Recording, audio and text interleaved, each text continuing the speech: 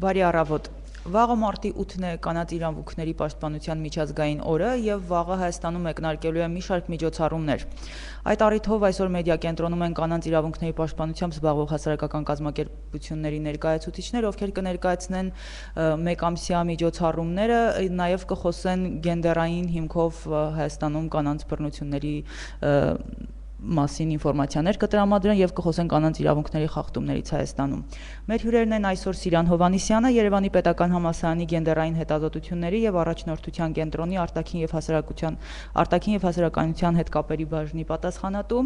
Էլվիրա Մելիքսեթյանը, կանանց ռեսուրսային կենտրոն ՀԿ-ի հասարակության հետ կապերի պատասխանատուն եւ Պերճուհի Կոժայանը, կանանց աջակցման կենտրոն ՀԿ-ի արտաքին կապերի պատասխանատուն։ Խնդրեմ Սիրան ներկայացրեք տվյալներ այս պահին Հայաստանում ինչ իրադրություն է կանանց իրավունքների։ Միացրեք։ Հա, միացրեք։ Շնորհակալություն խոսք տրամադրելու համար։ Ես ընդհանուր առմամբ կխոսեմ մարտի 8-ի դրա առանձնահատկությունների եւ մի փոքր պատմական ակնարկ կտամ, ինչպես նաեւ կխոսեմ ֆեմինիզմի դրսեւորումների եւ հիմնականում դրա փուլերի մասին։ Նախ եւ առաջ նշեմ, որ արդեն շատ վաղուց հայտնի է բոլորիս, որ մարտի 8-ը ոչ միայն կանանց շնորհավորելու, այլ նաև նրանց իրավունքների պաշտպանության խնդիրը եւս մեկ անգամ բարձրաձայնելու առիթ է։ Ֆեմինիստական նախաձեռնություններն ընդհանուր առմամբ եւ մարտի 8-ի տոնակատարությունը սերտորեն կապված են իրար հետ։ Սա մի օր է, երբ կանայք ճանաչվում եւ պատվում են, հա, իրենց ձեռքբերումների եւ ինչու՞ չէ պայքարների համար առանց որևէ էթնիկ, քաղաքական, տնտեսական կամ ազգային տարբերությունների։ Մեկնարկելով ըստ էության որպես սոցիալիստական շարժում մարտի 8-ը տոնվում էր մի շարք երկրներում, մասնավորապես արևելյան Եվրոպայի մի քանի երկրներում եւ նախկին սովետական մի քանի հանրապետություններում։ Որոշ տարածաշրջաններում այս դրության մեր օրերում, հա, տոնը կորցրել է իր քաղաքական բնույթը եւ առիթ է հանդիսանում այդ երկրներում տղամարդկանց համար իրենց սերը եւ հարգանքը կանանց նկատմամբ արտահայտելու համար, իսկ մի շարք այլ երկրներում այլ շրջաններում այն դեռևս պահպանում է ՄԱԿ-ի կողմից իրեն վերագրված քաղաքական եւ տնտեսական եւ ընդհանրապես սոցիալական գիտակցության բարձրացման ուղղված պայքարի առանձնահատկությունները։ Ուրեմն, ինչպես ասացի, մի փոքր մի քանի տարեթվեր նշեմ, հա, հայտնի է արդեն, որ 1975 թվականին որպես կանանց տարվա, հա, շրջանակներում մարտի 8-ը հաստատվեց ՄԱԿ-ի կողմից որպես կանանց միջազգային օր, սակայն մինչ այդ կային արդեն, հա, երկրներ, որտեղ արդեն տոնվում էր մարտի 8-ը որպես կանանց օր։ Նախ շատ չմանրամասնեմ, չհասնեմ 19-րդ դար, ուղղակի 20-րդ դարի սկզբից 1909 թվականից, երբ ԱՄՆ-ում հիմնվելով 1908 թվականին կարի արհեստանոցներում աշխատող կանանց իրավունքների պաշտպանության վրա մարտի 8-ը որպես այդպիսին համարվում էր ազգային օր ԱՄՆ-ի համար, իսկ արդեն 1910 թվականին սա մարտի 8-ը կարելի է արդեն համարել եւ սոցիալիստական եւ միջազգային օր, որը տոնվում էր մի շարք երկրներում եւ պատվում էր կանանց իրավունքների պաշտպանությունը եւ արդեն սկսում էր կանանց ընտրական իրավունքի մասին քննարկումների միջոցով։ Արդեն 1911 թվականին, եւ 1910 թվականին նշեմ, որ Կոպենհագենում տեղի ունեցավ մեծ համաժողովներից մեկը կարևոր, սակայն ինչ ոչ այնքան դրական, հա, ելքով, իսկ արդեն 1911 թվականին որպես հենց նույն Կոպենհագենի համաժողովի արդյունք այժմյան Եվրոպայի 4 երկրներում, մասնավորապես Ավստրիայում, Գերմանիայում, Դանիայում եւ Շվեյցարիայում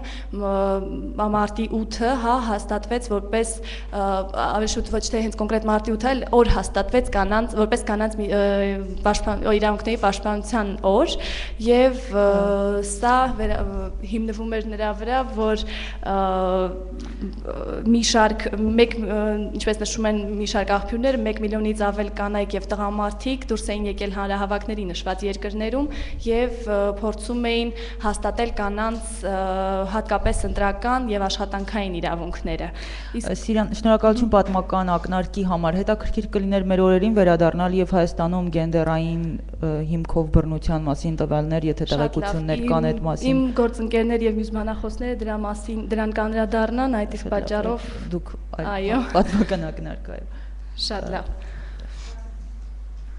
Շնորհակալություն։ Անմիջականորեն անդրադառնալով իրավիճակին Հայաստանում, քանի որ մենք արդեն Սիրանը անդրադարձավ նրան, թե ինչ է մարտի 8-ը եւ ինչու համար է կարեւոր հենց այդ օրը ու այդ ամսվա ընթացքում բարձրաձայնել կանանց իրավունքների մասին, ուզում եմ հարց բարձրացնել նրա մասին, թե արդյոք ֆեմինիզմ կա Հայաստանում, թե չկա եւ արդյոք կանանց իրավունքների պաշտպանությունը արդի հիմնախնդիր է եւ դրա դեմ պետք է պայքարել, թե դա ուղղակի որոշ նախաձեռնությունների առանձնացրած խնդիր է, որպես այդպեսին եւ հիմնախնդիր չի հանդիսանում Հայաստանում։ Իհարկե միանշանակ տեսակ է, թե այսօր Հայաստանում մենք ունենք կանանց շարժում որպես այդպեսին համապետական, դժվարանում եմ պատասխանել, որովհետեւ որպես այդպեսին համապետական շարժում ենթադրում եմ, թե չկա, սակայն կան բավականին շատ նախաձեռնություններ եւ բավականին շատ միավորումներ, որոնք որ ստանձն են առնել կանանց իրավունքների պաշտպանությունը մեր իրականությունում, ինչն էլ շատ կարևոր ենք համարում։ Դրա համար այս ամենը հաշվի առնելով կարող ենք ասել, որ այո, այսօր մեր իրականությունում կա շարժում կանանց, որոնք որ պայքարում են մեր իրականությունում հայ կանանց հիմնախնդիրների կարգավորման դեմ եւ նրանց նկատմամբ բռնությունների հաղթահարման դեմ։ Ուզում եմ փոքրինչ անդրադառնալ հենց պլատֆորմին, ֆեմինիստական պլատֆորմին, ինչ է դա իրանից ներկայացնում։ Առհասարակ մեր պլատֆորմը ձևավորվել է 2013 թվականից ի վեր գործում է եւ մենք հանդես են գալիս մի շարք միջոցառումներով, սակայն այս տարվա մարտիության միջոցառման առանձնահատկությունները կայանում են նրանում, որ պլատֆորմը հանդես է գալիս որպես հենց կանանց իրավունքների պաշտպանության միամսյակի համար բարձրաձայնելու միջոցառում եւ պլատֆորմը ներկայանում է պաշտոնապես ու չի թաքցնում իր ֆեմինիստական մոտեցումները։ Չեմ վախենա նշելու, որ այսօր մեր իրականությունում շատ հակասական եւ կարծրատիպային մոտեցում կա հենց ֆեմինիզմի երևույթին եւ ֆեմինիստական շարժման հետ կապված։ Դրանք համեմատվում են շատ անհեթեթ երբեմն համեմատություններ են արվում վհուկների պայքար, ինչ որ շարժում նմանատիպ երևույթներ կամ մայրիշխանական գաղափարախոսություն են որպես համեմատում, սակայն կարող եմ հավաստիացնել եւ առիթ ունենալով հիմա խոսելու դրա մասին, ուզում եմ ասել, որ առհասարակ ֆեմինիստական շարժումը իրականությունում կապված չէ ոչ վհուկների, ոչ մայրիշխանության հետ, որպես այդպեսին դա կանանց իրավունքների պաշտպանության համար մղվող պայքարն է, քանի որ այսօր համաշխարհային ցուցանիշներով կանանց 94% ամբողջ աշխարհում խտրականության է ենթարկվում հենց գենդերի հիման վրա, դրա համար էլ հենց կանայք են պայքարում իրենց իրավունքների պաշտպանության համար։ Եվ ուրախությամբ հայտնում եմ, որ մեր հասարակությունը եւ հայաստանյան իրականությունը զերծ չի մնացել դրանից եւ մենք էլ միանում ենք այդ շարժմանը եւ մենք էլ մեր հասարակությունում պայքար ենք մղում մեր իրավունքների պաշտպանության համար։ Այս տարվա մեր քայլարշավը կրում է մի հետաքրքիր անվանում՝ ամոթ չէ պայքարել քո իրավունքների պաշտպանության համար։ Ուզում եմ փոքրինչ անդրադառնալ, թե ինչու ենք մենք ընտրել հենց այս խորագիրը։ Ենթադրում եմ, որ ոչ մեկիս համար գաղտնիք չէ, որ մեր իրականությունում այսօր կան մի շարք կարծրատիպեր, սոցիալական իրականությունում տարածված են կարծրատիպեր, որոնք հիմնականում անդրադառնում են հենց մեր գենդերային պատկերացումների վրա, դրանք ավելի շատ տարածված են։ Իսկ եթե ավելի կոնկրետացնեմ, կնոջ եւ տղամարդու փոխհարաբերությունների վրա։ Առհասարակ կարծրատիպը իրենից ներկայացնում է որպես կարծրացած ամրացած պատկերացում, որը որ ժամանակի ընթացքում կրկնվելով ամրապնդվում է ավանդույթի տեսքով։ Եթե մենք անդրադարձ կատարենք մեր իրականությանը, ապա կարող ենք ասել, որ մեր սեռադերային փոխհարաբերություններում շատ կարծրատիպեր կան կապված կնոջ եւ տղամարդու դերերի հետ եւ որոշ կարծրատիպեր եւ որոշ պատկերացումներ կնոջ ու տղամարդու դերերի հետ կապված ասոցացվում են ամոթ է այսպես արա, ամոթ է այնպես մի արա պատկերացումների հետ եւ ամոթ է երևույթը, մանիպուլացվում է, շատ հաճախ մանիպուլյացիայի գործիք է դառնում եւ ինչի պատճառով էլ բավականին շատ բռնություններ են տեղի ունենում մեր իրականությունում։ Իմ գործընկերուհին ավելի մանրամասն անդրադարձ կկատարի կոնկրետ ինչ տեսակի բռնություններ են մեր իրականությունում Հայաստանում տեղի ունենում, սակայն ուզում եմ ես մատնանշել հենց այն, որ այն կարծրատիպը, թե ամոթ է խոսել բռնության մասին, ամոթ է բարձրաձայնել տան ներսում կատարվածը, քանի որ հարևանները կլսեն, քանի որ չի կարելի խոսել ընտանիքի ներսում տեղի ունեցածի մասին, այդ ամենը կարող է հանգեցնել եւ հանգեցնում է մեր իրականությունում տարատեսակ բռնությունների կանանց նկատմամբ։ Դրա համար մենք այսօր մեր քայլարշավի վաղը, մեր քայլարշավի խորագիրը ամբողջովին նվիրում ենք հենց այդ կարծրատիպերի քանդմանը եւ պայքարում ենք ու բոյկոտում ենք ամոթ է երևույթի դեմ, եթե այդ ամոթ է գաղափարը խանգարում է եւ խոչընդոտում է կանանց իրավունքների պաշտպանությանը եւ առիթ է հանդիսանում տարատեսակ բռնությունների առաջացմանը կանանց նկատմամբ մեր իրականությունում։ Ուզում եմ մասնավորացնել եւ նշել, որ մեր քայլարշավը վաղը տեղի կունենա ժամը 13:00, մենք սկսելու ենք Իսահակյանի արձանի մոտից, դուք մամուլո հաղորդագրության մեջ ամեն մանրամասն ինֆորմացիան կունենաք, սակայն ուզում եմ հիմա խոսքը փոխանցել գործընկերուհուս Պերճուհուն, որպեսզի ավելի հասկանալի դառնա եւ հիմնովին դառնա այն պատճառը, թե ինչու մենք այսօր հավաքվել ենք հենց այս թեմայի շրջանակներում։ Շնորհակալություն Էլվիրա։ Իմ գործընկերները արդեն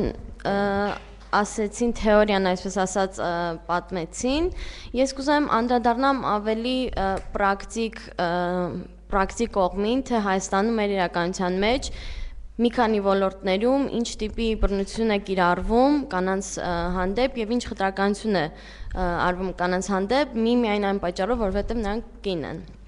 Ուրեմն ուզում եմ սկսել եւ նշեմ, որ այս բոլորը, որ ես կասեմ, հիմա շատ հնարավոր շատեր զարմանան, ասեն չկա տենց բան եւ մենք դա շատ ենք լսում, սակայն կան փաստեր, մենք այս ամենի մասին ամեն օր լսում ենք լուրերով, թե մեր ծանոթներից։ Ուրեմն ուզում եմ սկսել ընտանեկան ոլորտից, ընտանիքի միջավայրից, որտեղ լինում է ընտանեկան բռնություն շատ հաճախ եւ այս ընտանեկան բռնություն հասկացողությունը այն է, որ բռնարարը իհարկե կարող է լինել թե կին, թե տղամարդ, թե ծնող, թե երեխա, բայց հիմնականում լինում է տղամարդ, ամուսինը, ով փորձում է կնոջը իր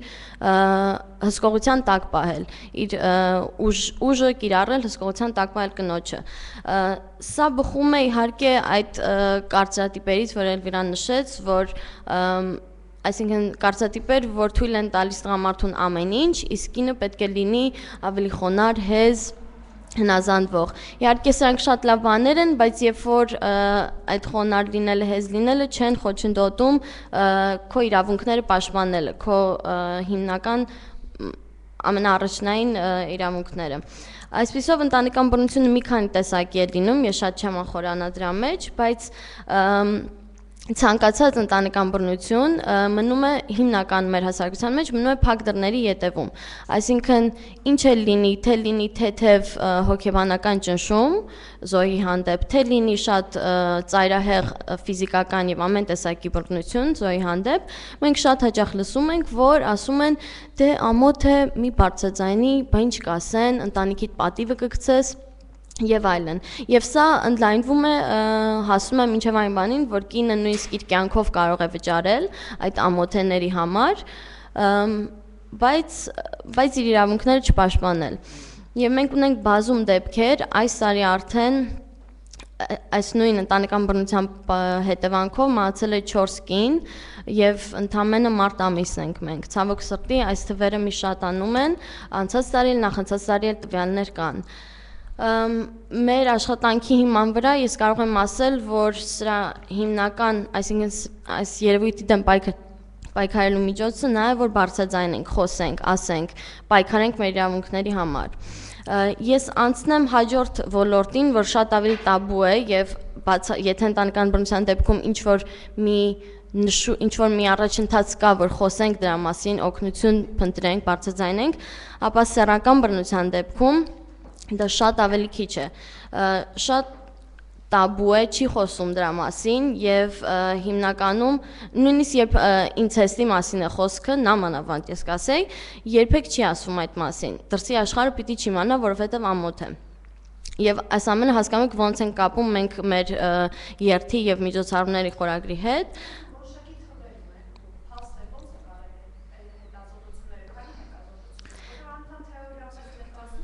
Ես վերջացամ, հարցերը վերջում կարող եք տալ, բայց հիմա քանի որ նշեցիք, կոնկրետ ընտանեկան բռնության վերաբերյալ եղել են մի 3-4 հենց Հայաստանում հետազոտություն, մեկը մենք ենք իրականացրել։ Միկրոֆոնով որպեսզի ուղի եթերում լսվի, հա։ Դրանցից մեկը մենք ենք իրականացրել կանանց աջակցության կենտրոնը, մյուսները եղել են անկախ, պատվիրված եւ այլն, եւ մեր առօրյա աշխատանքի մեջ մենք մեր բազայի մեջ ունենում ենք արդեն թվեր, այսինքն ես ուզում եմ հիմա հատուկ թվեր չեմ բերում, որովհետեւ մեր գաղափարախոսությունը այն է, որ եթե նույնիսկ մի հոգի լինի, դա արդեն շատ է։ Ինչի պետք է մի կին, թեկուզ 10 կին, թեկուզ 1000-ը տուժեն այս երևույթից։ Բայց ինչև է կանդրադառնանք էլի թվերին։ Հիմա հարցերին կանցնենք։ Սեռական ոլորտը ես ամփոփեմ ու ասեմ, որ այս չբարձրաձայնելու պատճառով է, որ քայքայվում են թե մարդկային կյանք, թե ընտանիքներ եւ այլն։ Անցնեմ տնտեսական ոլորտին, որտեղ օրինակ աշխատանքային շուկայում օրենքով իհարկե հաստատված է, որ նույն աշխատանքի համար կին եւ տղամարդը բնականաբար պետք է ստանան նույն վճարը։ Բայց ցավոք սրտի իրականությունում մենք տեսնում ենք, որ կանայք թե ավելի դժվարությամբ են աշխատանքի ընդունվում, թե մնում են ցածր շերտերում, այսինքն service providers սպասարկման ոլորտում ծառայությունների սպասարկման ոլորտում են ավելի շատ մնում եւ չեն բարձրանում ավելի բարձր պաշտոնների։ Սա ոչ միայն այն բանից է, որ աշխատաշուկայում կա խտրականություն, որ տղա ենք ուզում, տղաներին առաջ տանենք եւ այլն, որովհետեւ հենց իրենց կանանց աղջիկներին այդպես են մեծացնում այդ կարծրատիպերի հիման վրա, որ շատ ավելի ինչ ձգտեն։ Աշխատանք ունենաս հերիք է։ Մենք լսում ենք, որ օրինակ աղջկան երիտասարդ աղջկան կարող է ասեն վայ ամոթա որ չամուսնանաս ոնց կնի բա ինչ կասեն բայց կարող է նույնը չլսենք ինչ վերաբերում աշխատանքին ոչ մի աղջկա չեն ասի ամոթա որ կարիերա չանես սա մեր իրականությունն է անցնեմ քաղաքական ոլորտին շատ կարճ ակնարկան եմ որ քաղաքականության մեջ թեև ունենք կին քաղաքական գործիչներ սակայն նրանք շատ քիչ են այստեղ թվերը դուք էլ գիտեք այնքան քիչ են կարելի հաշվել Բայց ցավոք սրտի նույնիսկ այդ քիչ թվականակով կանայք չեն բարձրաձայնում կանանց իրավունքների մասին, այսինքն նրանք ովքեր առաջին իհարկե լավ կնի որ բոլորը պայքարեն, բոլորը բարձրաձայնեն կանանց իրավունքների համար թե կին թե տղամարդ, բայց եթե ոչ մեկ դա չի անում, մենք ուզում ենք որ գոնե կանայք, կին քաղաքական գործիչներ այդ մասին մտածեն այդ ուղղությամբ։ Եվ ամփոփելով կուզեմ ասել, որ Ինչքան շատ կանայք գիտակցեն իրենց իրավունքները, ինչքան շատ նրանք գիտակցեն իրենց իրավունքները պաշտպանելու կարիքը, այնքան մենք ունենանք ավելի առողջ, ավելի զարգացած հասարակություն, ավելի առողջ եւ կայուն ընտանիքներ, որտեղ չի լինի բռնություն, որտեղ չի լինի խտրականություն, որտեղ մեկը մյուսին կհարգի, այլ ոչ թե մեկը մյուսից վեր իրեն կպատկերացնի։ Աշխարհում մեկ սա այսպես է եւ Հայաստանում էլ, այսինքն մեր իրականությունում էլ սա այդպես է։ Եվ իհարկե ամփոփելով կուզեմ ասել, որ այդ նույն կարծրատիպերը, որ ամոթ է սա անել, նա անել, մենք ասում ենք, որ ամոթ չէ պայքարել քո իրավունքների համար, ամոթ չէ աշխատել, ամոթ չէ չամուսնանալ եւ այլն։ Այսինքն կնոջ իրավունքները իր ձեռքում են եւ նա կորոշի, թե ինչպես իր կյանքը վարի։ Շնորհակալություն հարցեր եթե կան Իհարկե այն ինչ ասացիք դուք ներկայացնում եք այն ինչ ասացիք ներկայացնում եք նույնն էր որ դուք ասեք ներողություն բայց որևէ հետազոտություն արել եք որով հնարավոր է չգիտեմ ինչ որ նորություն փոխանցել հասարակությանը այ օրինակ ինչ հետազոտություն եք արել ինչ թվեր ունեք կներկայացնեք Մենք այստեղ բայց չենք եկել ինչ-որ նորարարություն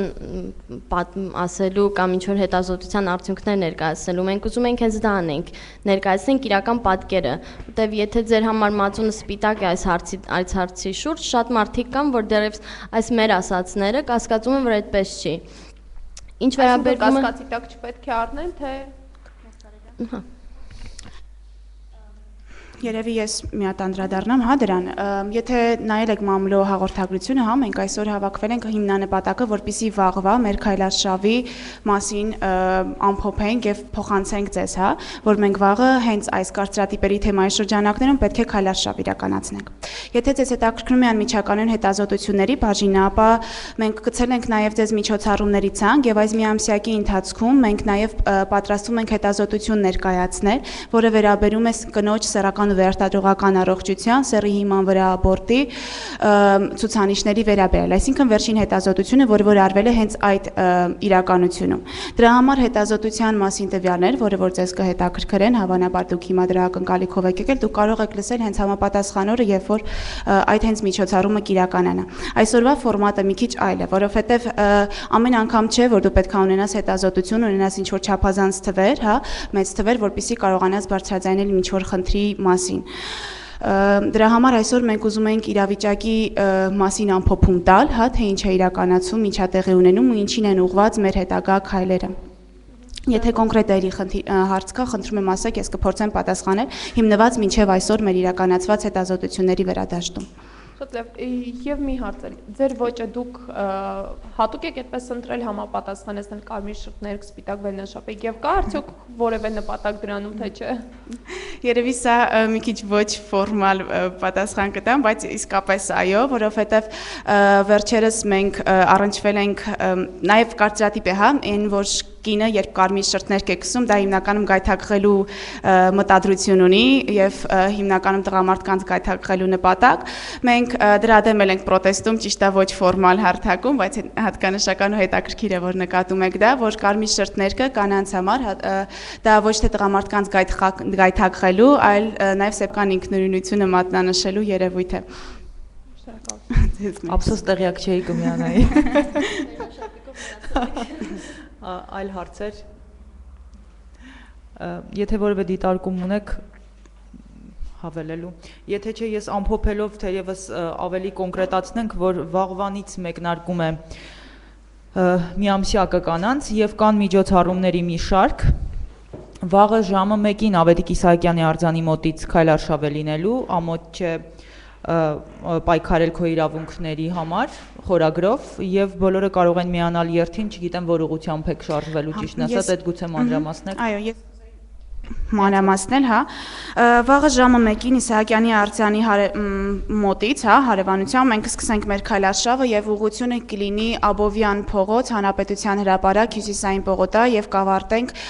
Ազատության հրապարակում, որպես այդպեսին օպերայի շրջակայքում։ Երթի ընթացքում կլինեն բազմաթիվ ֆլեշմոբեր, որոնց ընթացքում մենք կփորձենք բարձրաձայնել նաեւ կանանց իրավունքների մասին եւ հիմնականում այն կարծրատիպերի, որոնք որ մենք տեսնում ենք մեր իրականությունում, ասեմ, որ երթին միացել են մի շարք հասարակական կազմակերպություններ եւ անհատներ, դրա համար այս տարի ի տարբերություն մնացած տարիներին մենք որպես կազմակերպություն հանդես չեն գալիս, այլ հանդես են գալիս որպես ֆեմինիստական պլատֆորմ եւ երթի ընթացքում միացած կազմակերպությունները կբարձրաձայնեն նաեւ կանանց եւ միավի հիմնախնդիրների վերաբերյալ եւ ակնկալում ենք իհարկե բազմականակ մարդիկ։ Նշենք, որ մարտի 8-ին միջոցառումների շարքը սկսվում է կանանց իրավունքների պաշտպանության երթով եւ ապրիլի 7-ին հայրիկների երթ է նախատեսվում։ Սա էլ փաստենք, որ եւ ընթացքում կան միջոցառումներ, պոեզիայի երեկոներ, քննարկումներ եւ կինոդիտումներ նաեւ։ Կարծում եմ այս ցանկը կտարածվի եւ բոլորը կկարողանան տեղեկանալ, թե որտեղ որօրը ինչ միջոցառումներ է լինելու։ Շնորհակալություն